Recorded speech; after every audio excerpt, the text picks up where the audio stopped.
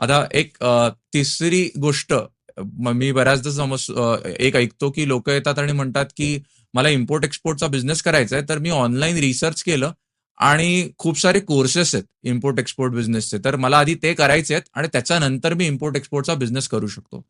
तर एक समजून घ्या की इम्पोर्ट एक्सपोर्टचा बिझनेस करायला कायद्याच्या दृष्टीने काही लागतं, तर ते आहे फक्त इम्पोर्ट एक्सपोर्ट कोड, IEC. त्या व्यतिरिक्त तुम्हाला बिझनेस सुरू करायला असं दुसरं कुठलं रजिस्ट्रेशन लागत नाही. आता जे कोर्सेस वगैरे आपण सगळं म्हणतोय, तर कायद्याच्या दृष्टीने किंवा स्टॅच्युटरी पर्स्पेक्टिव्हने या कुठल्याचीही गरज नाहीये, फक्त IEC कोड लागतो.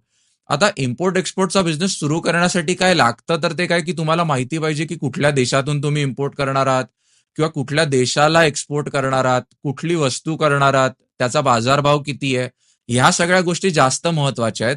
कोर्समध्ये म्हणजे जर का तुम्हाला हे सगळं शिकवत असतील तर जरूर करा, बट कायद्याच्या दृष्टीने कुठले कुठले लायसन्सेस लागतात याच्यासाठी जर का तुम्हाला असे काही कोर्सेस किंवा तुम्ही काही वाचलं असेल तर तसं काही गरजेचं नाहीये.